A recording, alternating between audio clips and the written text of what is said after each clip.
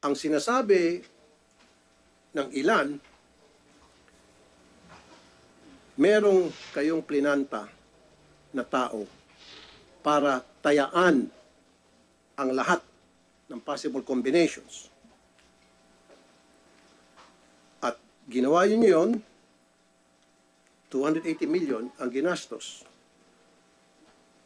Minus dun sa 640, may ganansya pang 360. If mamanipulahin yan, kung kaya pong manipulatin yan, Your Honor, I don't think you had to bet more. Kasi kung ang premise natin ay mamamanipulate, I think just 20 pesos will be enough. Okay. Mr. Chair, Mr. General Manager, you're hearing me but you're not listening. Wala akong sinasabi na mamanipulahin yung game. There's no manipulation actually, kung tutusin. Nakikita nyo na mukhang natanggap na ni Tulfo at ni Coco ang 1.4 billion ayon sa ating puting ahas. Hindi raw niya sinasabi na mamanipulahin or may manipulation. Eh bakit may hearing? Right? Then dito, ayan nga, sabi nga, mula nung umpisa pa lang, sinabi, ipasabpina. Tapos ngayon, ipapasabpina na, di ba? Saan napunta yung executive session? Ano nangyari sa executive session?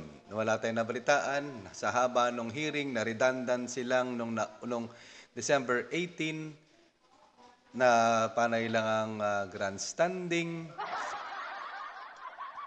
Right?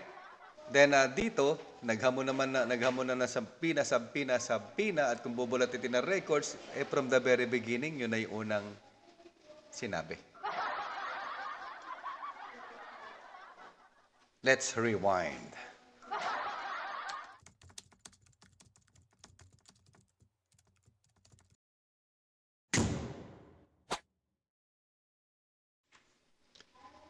Okay, tingnan natin yung nangyari nung January 18 nga pala, December tuloy. Kung ano ba yung kwento, di ba? O, tapos iba na naman ang kwento ngayon. Last time, 30 million, ngayon naman, 280 million na ang pinuhunan naman. Ang dami pang kung ano-anong eklabo, eme-eme. May third hearing pa yan. Masyado nang malaki ginagastos natin para sa aid of ban-aid ni Rap-Rap. Actually, Make sure ang na lahat talaga- po on record yan, kung isusumpinan niyo po, we can provide the No, names. sa executive session, pwede naman siguro yan. Am I right, Senator Coco? Can we do that? On executive session? Yes, Mr. Chairman, let's make it a strictly executive session. Yes. Given on the part of the Senate, limitado yung mag-attend at saka identified natin. And then, of course, kami, liability na namin yung kami pa ang source ng leakage. Like I said, Mr. Robles, kasi nga po, may clamor na malaman yung katotohanan. Kasi marami sa mga mananayan nagsasabi, yung nanalo ng 690 million, hindi raw yung legit na mananaya, kundi galing daw sa tropa niya. I'm sorry, I'm gonna repeat this again. Yung pong kumakalat na balita, galing daw sa tropa niyo nag-invest ng 30 million para makuha nga itong 690 million.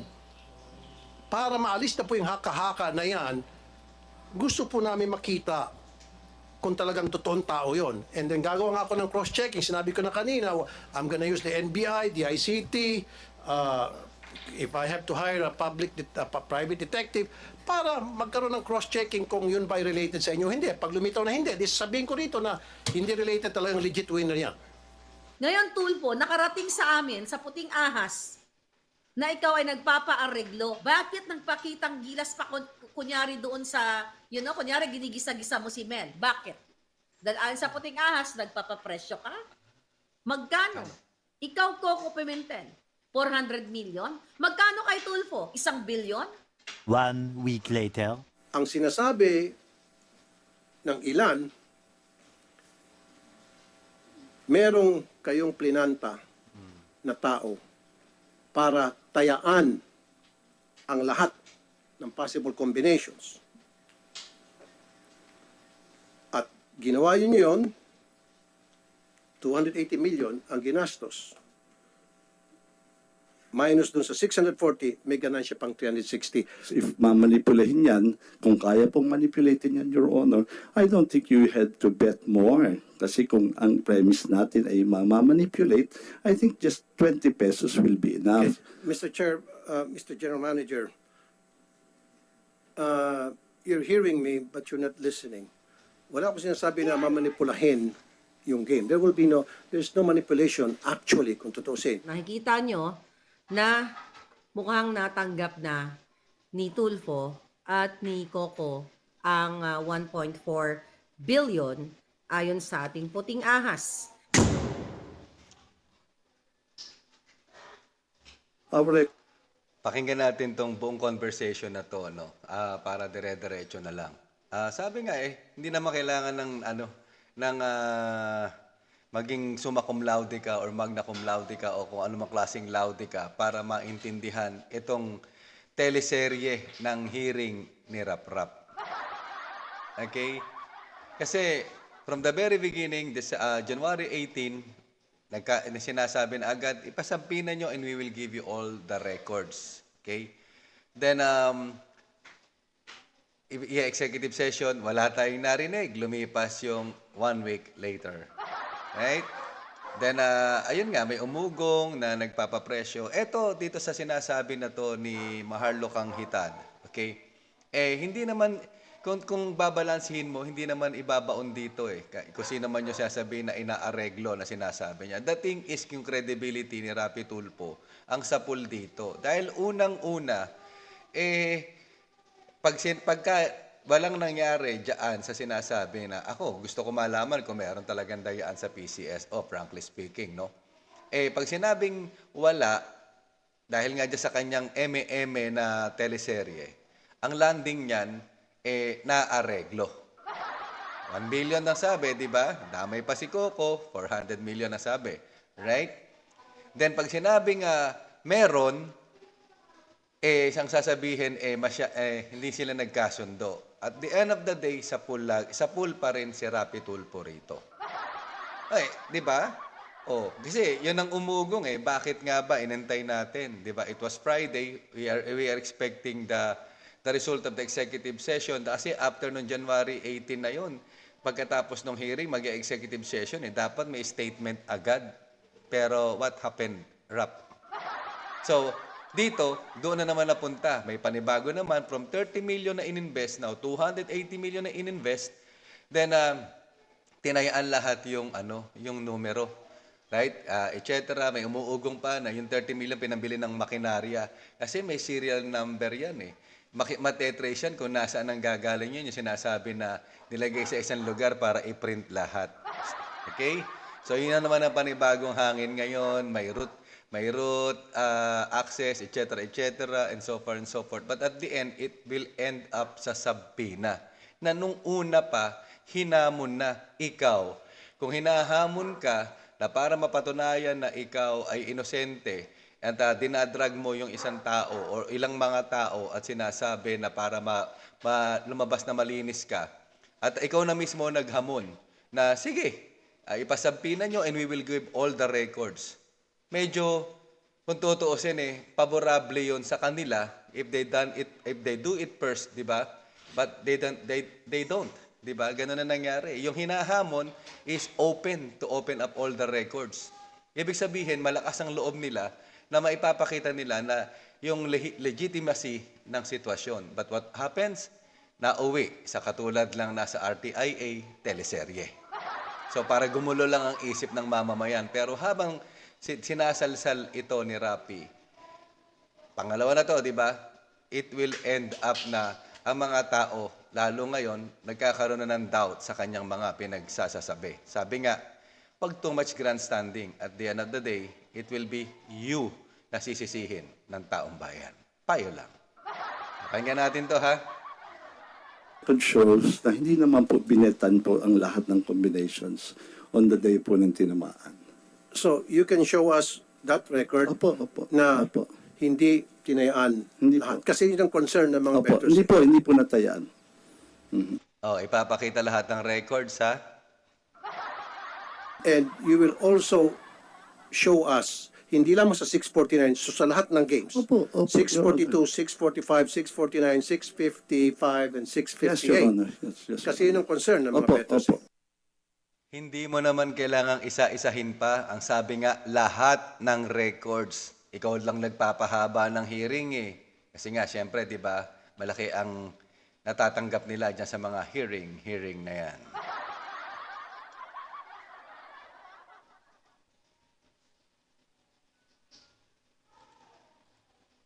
Yes, 658. Your Honor. Yes, Kasi yun ang concern ng mga Opo, bettors. opo. So show us the records na hindi lahat ng combinations ay tinayaan. Opo. Kasi pag lumitaw na lahat ng combination ay tinayaan para manalo, then doon nagkaroon ng house show kung tawagin. Well, sabi ko nga po, to Hindi lang, begin- sir. Kailangan lang sagutin mo lang.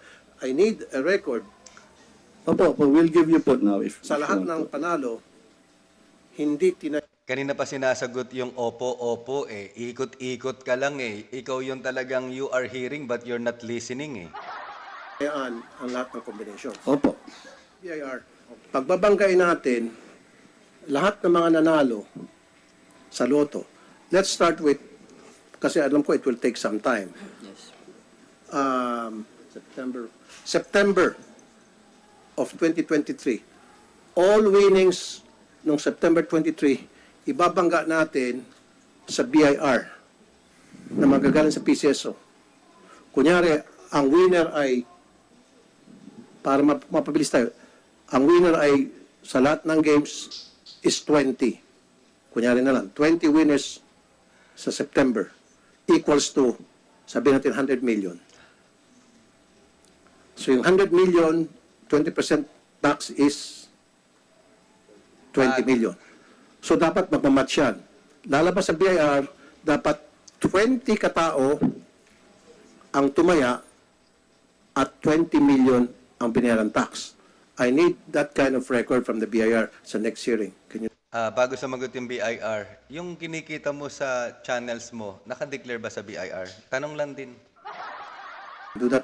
So magbabanggaan, cross-matching tayo. Yes, Mr. Chair. Ano lang po, kasi unfortunately, Mr. Chair, under Section 270 ng Tax Code, we are prohibited from disclosing exact information on the returns filed unless siguro po may consent from the taxpayer. So if mabigyan po kami ng PCSO Batas yan. ng written consent na they are allowing Hindi us to pwede, disclose dapat. po. Dapat, then we will subpoena. Hindi pwede tago yung record na yan. It will be subpoenaed. Kung Nung December 18 pa nga sinabi, ipasampina mo eh. kinakailan pupunta sa korte, I will do that. Opo. Very important yan eh, kasi Yes. kasi pag nasagot nyo ito lahat, tatahimik na ako. So, Mr. Attorney Tibayan, sir, so how can we obtain that record? Kaya, Mr. Chair, actually, we can extract that data. Wala pong problem po. And kung timely na file po nila yung ay na-remit nila sa BIR, Yes, yun ang gusto ko. Pagbabanggain, yung number of people na tumaya and then tumutugma doon sa amount na pinanalunan nila versus doon sa record ng BIR. Dapat magsisync yan. Tamang banggaan. Mukha bang yung kausap niya hindi na iintindihan yung sinasabi niya para paikot-ikot niyang sasabihin at sasabihin niya para mapadali, siya naman na nagpapahaba. Pasabihin nyo, ilabas yung record, malaman namin lahat-lahat, di ba? Ibuyangyang nyo sa bayan yan at nang tapos ang usapan nang wala ka nang hinihiring dyan na aid of ban-aid. Isa lang doon na numero that will not add up, then there's something wrong. is it possible, Mr. Chair, if you can ask the consent of provide and the waiver pa rin po of the PCSO. specific provisions of the NIRC? Baka po mahingi po natin. Okay, Mr. Robles, is that possible? Yung willingness po namin, still, I'll just have to check po with our legal. Can our legal be recognized, Attorney Lea, Your Honor? Yung willingness, kailangan i-confirm yan siyempre sa legal. Para sa mga magsasabi na umiiwas, no, you have to check your legal. Ikaw, pagka nandiyan ka, nahaharap ka, kailanganin mo rin ng legal consent. Pag kinasuhan ka, kailangan mo rin ng lawyer. Pero sabi nga, yung sinasabi na, yes po, lahat po ng records, di ba? Ever since, sinabi ipasabpina, pinapahaba lang yung drama, parang teleserye na mga kabit-kabit sa RTIA. Okay. Attorney, is it Attorney Jimenez? Okay. Attorney Leah Christine Jimenez, ma'am. Good The Legal morning, Department ng PCSO. Yes, good morning, Mr. Chair. So, the consent of PCSO, under the Data Privacy Act, Your Honor, we can release those information subject to the subpoena issued by this committee. Okay. So pag nag-issue ng subpoena ang committee doon, you will oblige. Yes, Your Honor. And also, At so bibigyan mo dun sa, a bibigyan mo written- permiso yung BIR. And para- also a written, if there is a written letter from the BIR, since this is a part of the regulatory function also of the government agency. So BIR, I'm ordering you na gumawa ka na agad ng letter doon kay Attorney Jimenez para doon sa pinag-usapan nating records na gusto ko makita. We'll prepare that right away po, Mr. Chair. Okay. Di ba? Ay nga, ikot lang ng ikot. But at the end of the day is kung nung yung December 18 na hinamon na isabpina na, instead sa nagsisigaw ka pa na gagamitin mo lahat ng ahensya ng gobyerno para malaman kung konektado ba with the 30 million, the 30 million turns 280 million, nag-invest, di ba? Magulo, ano ba yung istorya? The 280 million, tinayaan lahat yung sa 649, right?